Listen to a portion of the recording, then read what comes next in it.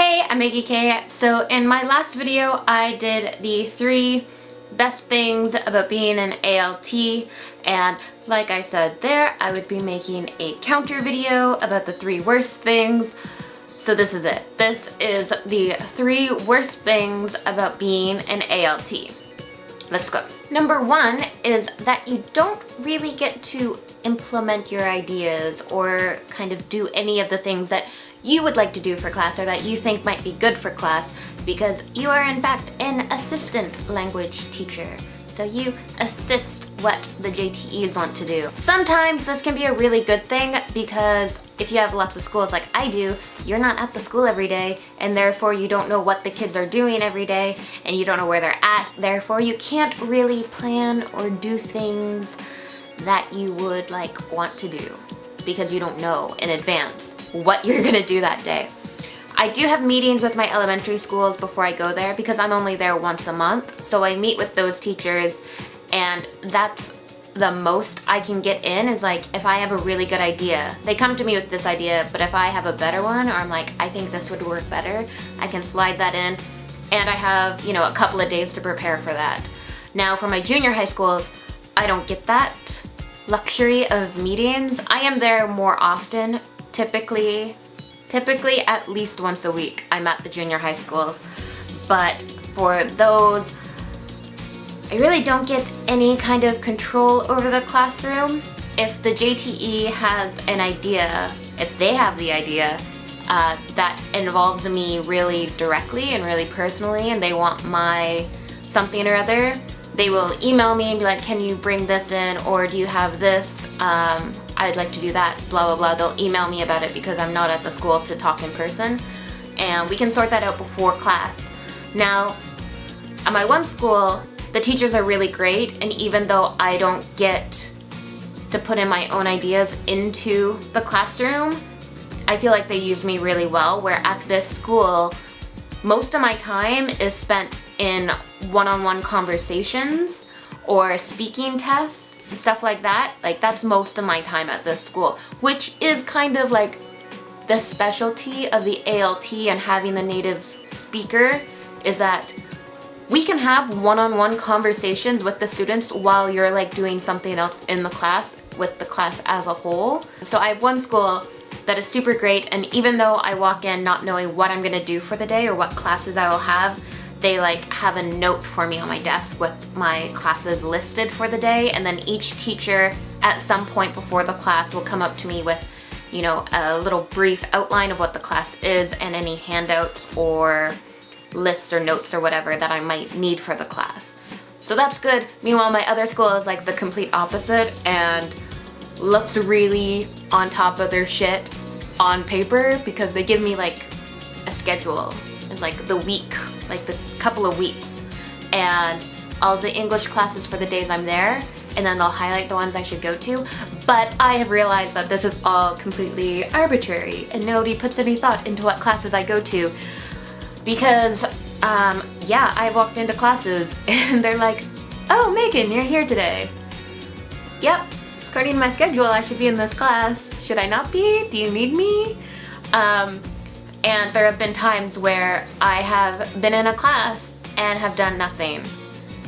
I have literally stood at the front of the class, not said I haven't said one word in this entire class because they're either doing, a bunch of grammar, just in Japanese grammar explanations, which, you need classes like that. The grammar needs to be explained and the kids need to understand it, and those are necessary, but the ALT who can't understand Japanese in an English class that's all Japanese and just explanations, I blanked out. I have no idea what's happening here. I can't follow what you're saying and you're not speaking any English. There's barely even any English examples that you're giving right now. I'm completely useless in this class. Or there's been times where they go over a test that I have nothing to do with, that I didn't even know they took.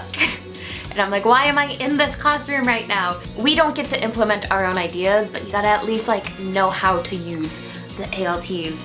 And it is super, super frustrating sometimes, especially when I have 6 lessons a day. Meanwhile, you need to note that there's only 6 possible classes a day. You give me all 6 to go to, and you have these like ones in there where I'm completely useless. Why am I here? I would like to sit. I would like to sit for like 10 minutes. Like, some days I can't. And, okay, that went into a bit of a rant.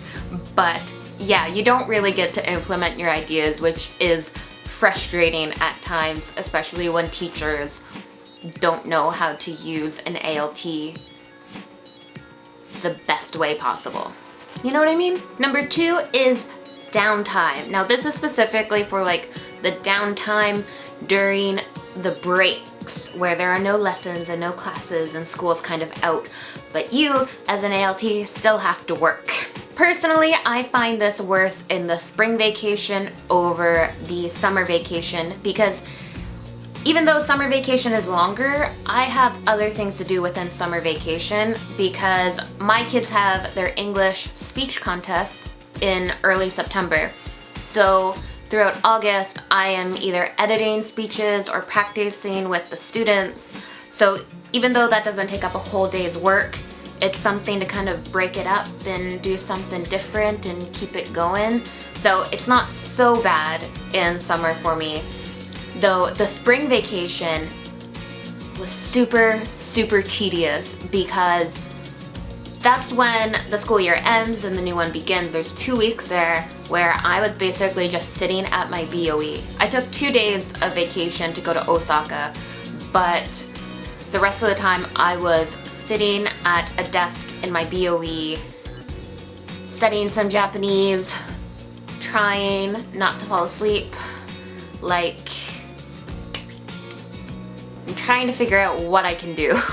So yeah, the downtime during the school breaks can be rough because you don't really have much to do, and so you're getting through them.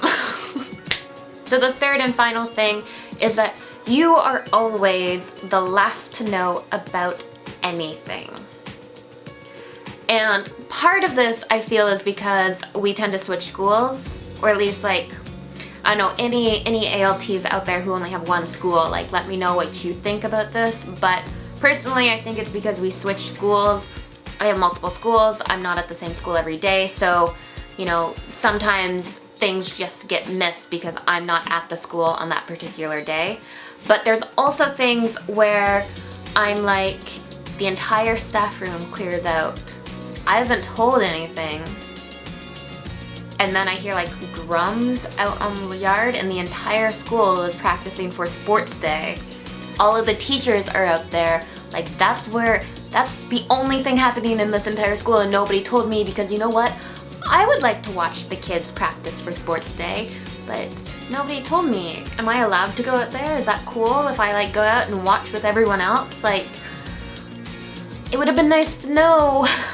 And like another example is at my one school at the end of the year, like in December, it was the last day of school and I was leaving and I was about to go down the stairs and a teacher, not one of my JTEs, but just another teacher in the school, he teaches science, and he just stopped and asked, are you coming to the Bonenkai tonight, like the end of the year party for the school?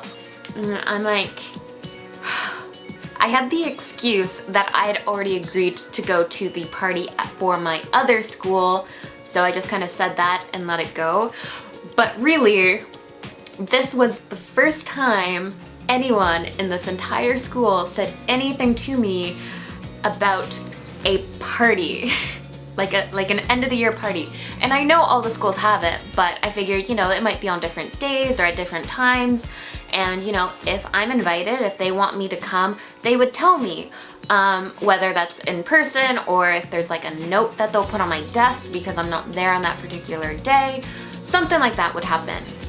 But no, the first time anyone heard about it or asked if I was gonna come was the day of, like 3 hours, like, Megan, you're gonna come to this party, right? I'm like, you gotta give me more than 3 hours notice, bro. Like, it's not gonna happen. So yeah, it's a little frustrating always being the last to know about things or not even knowing about things and not being able to ask about these things because you don't know these things exist.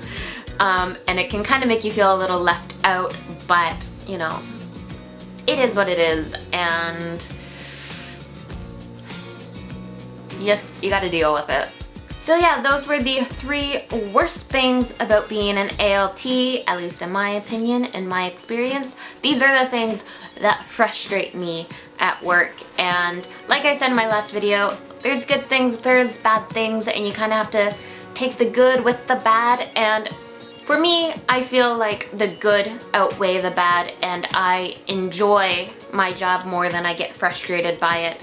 So I'm not kind of making this video to like shit on ALTs or anything. Obviously, I'm one, I'm enjoying it, I'm recontracting. But yeah, just giving some balance. So yeah, if you like this video, give it a thumbs up and subscribe because I will be back with another video soon.